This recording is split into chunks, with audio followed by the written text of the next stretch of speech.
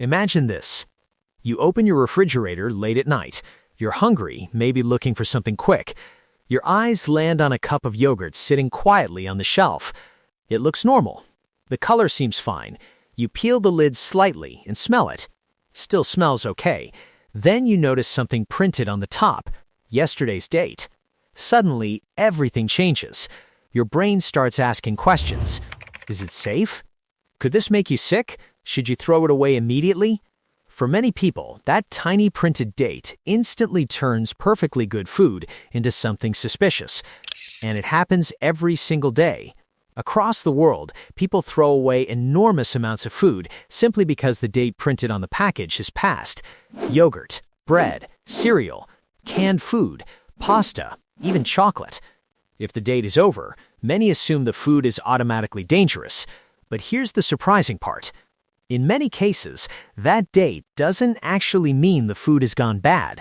In fact, billions of dollars worth of perfectly edible food is discarded every year because people misunderstand what those labels really mean. The date feels official and scientific, so we trust it completely. But the truth is far more complicated. Most expiration dates were never meant to be strict safety warnings. Many of them were designed simply to indicate quality. And once you understand where these dates came from and how they're chosen, you start to realize something surprising. That tiny number on the lid might not mean what you think it does at all. For most of human history, food didn't come with labels. There were no printed dates, no best before, no use by, nothing stamped onto packaging. People relied on something much simpler: their senses. If milk smelled sour, you didn't drink it. If meat looked strange, you threw it away. If bread grew mold, it was obvious. Generations of people learned how food behaved over time. They understood how quickly things spoiled and how to store them properly. But during the early 20th century, the way people bought food started to change dramatically. Cities were growing. Supermarkets were appearing. Food was no longer coming from a local farmer down the street.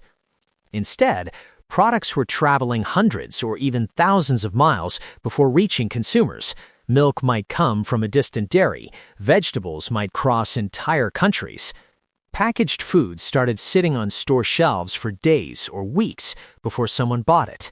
And here's the challenge. When companies began selling food to millions of strangers, they needed a way to guarantee consistency and protect themselves legally. So manufacturers introduced a simple solution: printed dates.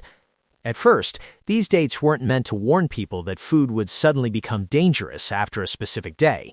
Instead, they helped companies maintain a standard. The idea was simple.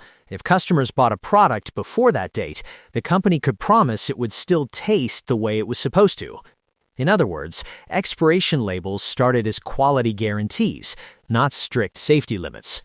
But over time, the meaning of those dates slowly became misunderstood.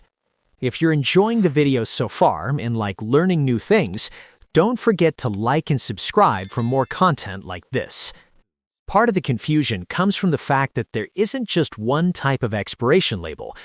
There are actually several different ones, and each means something different. The first is best before. This label is about quality, not safety. After the best before date, the food might slowly lose flavor, texture, or freshness. Cookies might become softer. Cereal might lose its crunch. Chocolate might develop a slightly dull appearance. But in many cases, the food is still perfectly safe to eat. The second label is use by. This one matters much more. Use by dates are usually placed on highly perishable foods like fresh meat, seafood, and certain dairy products. After this date, the risk of harmful bacteria increases, especially if the food hasn't been stored properly. That's why health authorities recommend taking these dates more seriously. Then there's the sell-by date. This one often causes the most confusion. Sell-by dates are mostly for grocery stores. They tell retailers how long a product should remain on display before being removed from the shelf. The goal is to make sure customers receive food while it's still fresh. But for consumers at home, the food can often remain usable long after the sell-by date has passed. When people look at these labels, they often see only one word in their mind: expired. But the reality is that these labels are measuring very different things: quality, retail timing, and sometimes safety. When those differences get mixed together, perfectly edible food often ends up in the trash. Another surprising detail is who actually chooses those dates. In many countries, the government doesn't set them. The manufacturers do. Food companies test their products under controlled conditions. They observe how long the food keeps its taste, texture, and appearance while stored at certain temperatures. For example, a company might test a cereal box for several months.